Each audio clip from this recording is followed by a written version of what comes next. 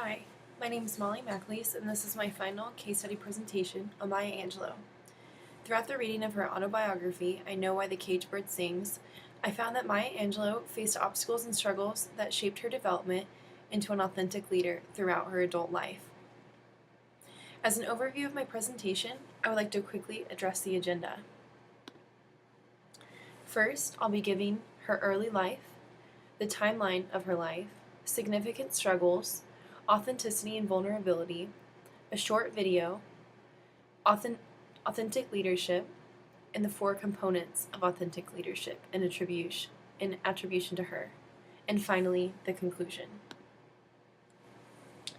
Born on April 4th, 1928 in St. Louis, Missouri, writer and civil rights activist Maya Angelou was known for her 1969 memoir, I Know Why the Caged Bird Sings, which made literary history as the first nonfiction bestseller by an African-American woman. Maya Angelou was born Margaret Annie Johnson in St. Louis, Missouri. Her parents divorced when she was only 3 years old, and she was sent with her younger brother Bailey to live with their grandmother in the small town of Stamps, Arkansas. Over the course of her remarkable life, Maya was many things: an author, poet, civil rights activist, playwright, actress, director, composer, singer, and dancer, Obama stated.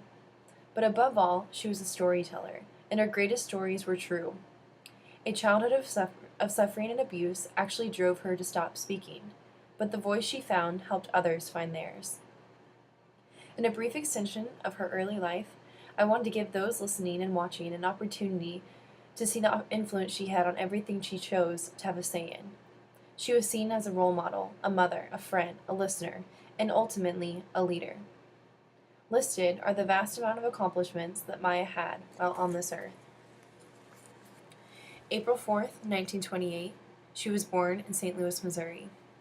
In 1942, Angelou dropped out of school to become San Francisco's first African-American female car conductor.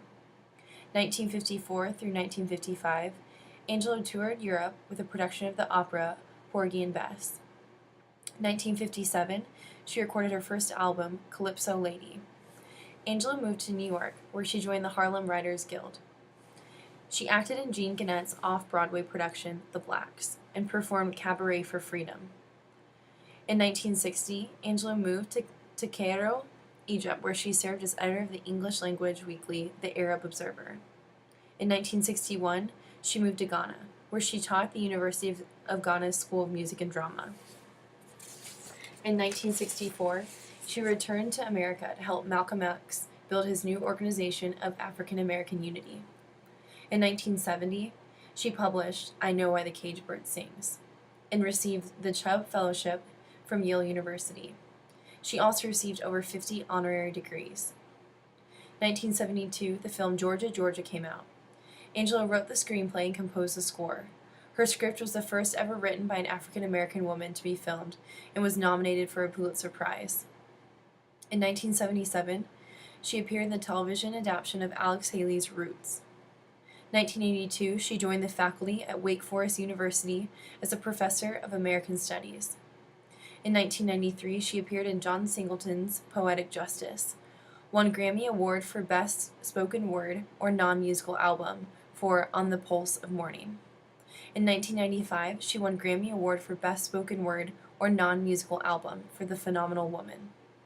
In 1996, she directed her first feature film, Down in the Delta.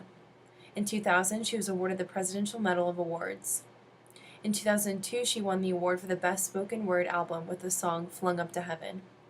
In 2008, she composed poetry for and narrated the award-winning documentary The Black Candle, directed by M.K. Asante, which also awarded the Lincoln Medal. In 2011, she received the Presidential Medal of Freedom from President Barack Obama at the White House. In May 2014, Angelou sent her last tweet. She said, "Listen to yourself, and in that quietude you might hear the voice of God." In May 2014, Maya Angelou passes away in her Winston-Salem home.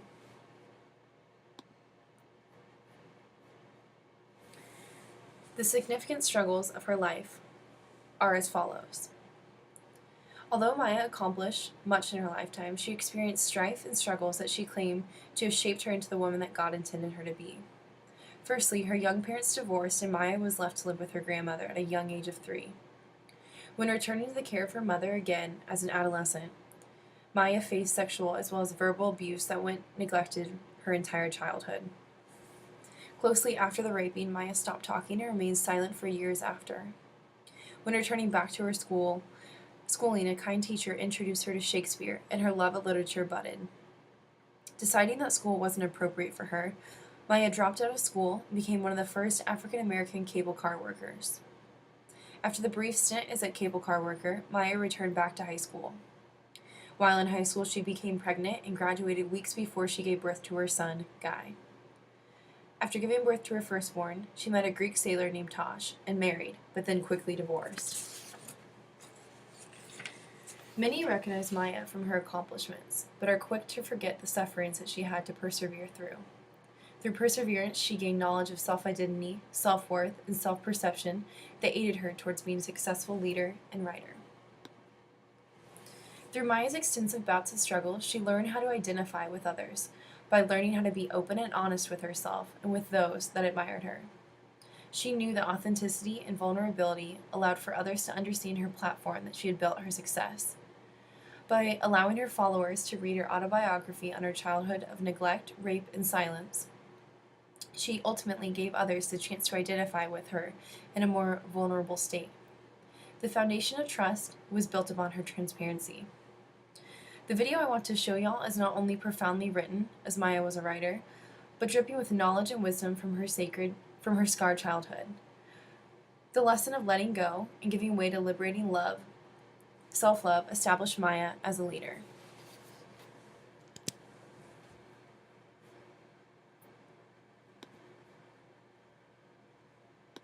It's like when the fuel light comes on in your car. When are you going to sit down with and you're about to meet this person? And believe it or not, for all the interviews that we brought to you on TV One's On Point, I must tell you, this one is very special because we're about to introduce to some and reintroduce to others the poet, the author, the singer, the dancer, the scriptwriter. Oh, wow. She is just one of the most celebrated writers and speakers in the United States. She is consistently on the New York Times bestsellers list. And we traveled on location for this very special interview to Winston-Salem, North Carolina, to the home of none other than legendary individual herself, Dr. Maya Angelou. Welcome. Thank you very much. To TV One's On Point. When you smile, Dr. Angelou, and I want to get into your family, but when you smile and you think about your life, and God has just so richly blessed you, but in those blessings you've had challenges. If you think about your life, what would you say were the most difficult and the most challenging years of your life? Why, and what do you take from that to make you who you are today? Well, Armstrong, I think every year has been challenging. Every day challenges, truly. Some of the challenges were more public than others. Some so private I couldn't even mention them in public. Some having to do with health. Some having to do with prosperity. Some having to do with romantic love. Some having to do with my family. The same issues which face and beleaguered every human being in the world have and still do have beleaguered me and still do. So that the challenge for me to meet you this morning, to get up defying gravity and stand erect and to remain erect and to be absolutely present with you, so that everything I know I have here in this chair with me now, I don't know what you're going to ask me. So I'm challenged to be as honest as possible, as courageous as possible, and as kind as possible. That's what I'm challenged. I was challenged as a young girl. At 7 years old, I was raped, and And I told the name of the rapist to my family, and about the man was put in jail for 1 day and 1 night and released. And 3 or 4 days later, he was found dead. And the police informed my grandmother that the man was found dead and that it seemed he had been kicked to death. They said that in front of me. That traumatized me so that I stopped speaking. I thought my voice had killed the man. And I thought if I spoke, my voice might go out and just kill anybody randomly. So I stopped speaking for 6 years. So I learned to read. And I read every book I could find. And I memorized. The challenge now, I was growing up in a little village in Arkansas, about the size of this room. And the challenge for a black child not to speak was no small matter, because black people believe speak when you're spoken to, especially when I was growing up. But my grandmother was a traditional Southern black lady. My grandmother said, "Sister, Mama don't care what these people say about you must be a moron, or you must be an idiot because you can't talk. Sister, Mama don't care. Mama know when you and the good Lord get ready, you are going to be a teacher." I used to sit and look at that woman and think, can anybody be this stupid? I mean, what is she talking about? I'll never speak. Armstrong, I have 55 doctorates. My last was from Columbia University. I teach all over the world. So the pressure on me, the challenge on me was always mitigated by love. That is to say, it was softened by love. Because my grandmother loved me, my uncle loved me, and my brother loved me, I came through that. I have come through so many challenges because of love. Not romance, not like, not desire, but love. It is the most powerful element on the planet, or in the universe. It may, in fact, be that thing which holds the stars in the firmament, as far as I know, and that thing which keeps the blood rushing in our veins. I mean, that stuff. What happened? Tell us the moment. I mean, 6 years being a mute. Yeah. That's almost an eternity to some people. Tell us about the moment when you realized that you would not be this way Forever? Take us back. Well, I read, there was a black lady in my town, Mrs. Flowers, and she would take me to the school, black school, and there was a library. It was one room. It seemed to me thousands of books. I realize now that I have more books in 2 of my libraries, my private libraries now, than that. But it seems so many books.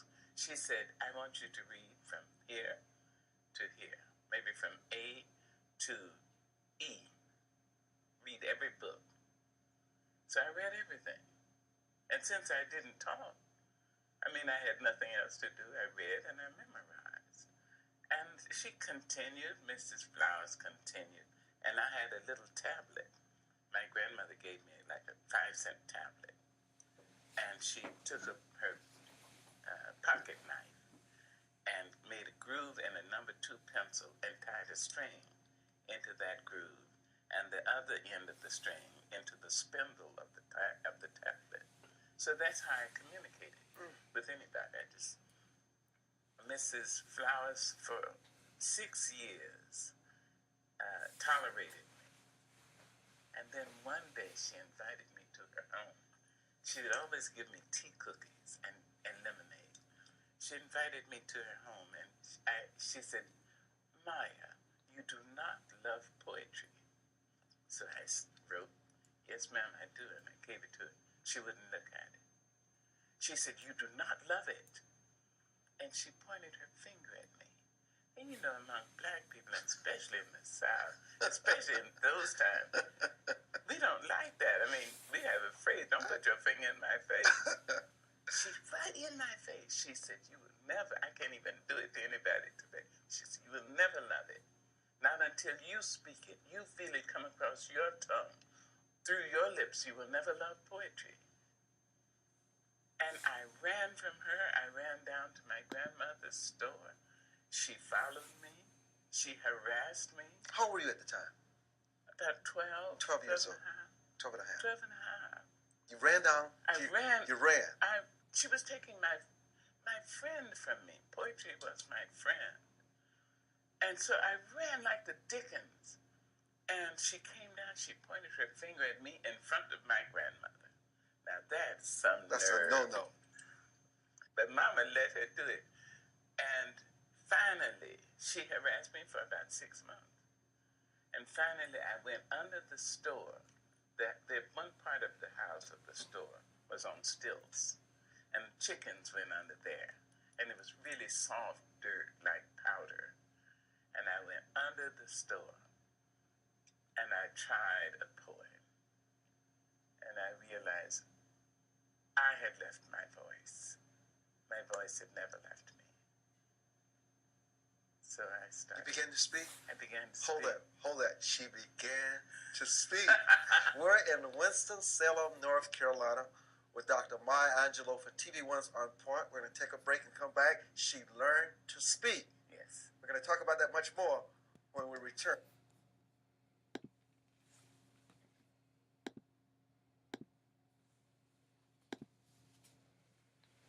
North House describes authentic leadership as one of the newest areas. And welcome back to TV One's On Point. I'm Armstrong Williams. We are live to tape. Sorry about that, guys. I think I left YouTube open. Continuing on, North House describes authentic leadership as one of the newest areas of leadership research. It namely focuses on whether leadership is genuine and real. In short, authentic leadership focuses on the authenticity of leaders and their leadership. One of the viewpoints of authentic leadership is founded upon intrapersonal perspective, which focuses on the leader and what goes on within the leader. It incorporates the leader's self-knowledge, self-regulation, and self-concept. This perspective emphasizes the leader's life experiences and the meaning he or she attaches to those experiences as being critical to the development of the authentic leader. A second way of defining authentic leadership is an interpersonal process. This perspective outlines authentic leadership as rational or relational, created by leaders and followers together. It results not from the leader's efforts alone, but by the follower's response. It is a reciprocal process because leaders affect followers and followers affect leaders.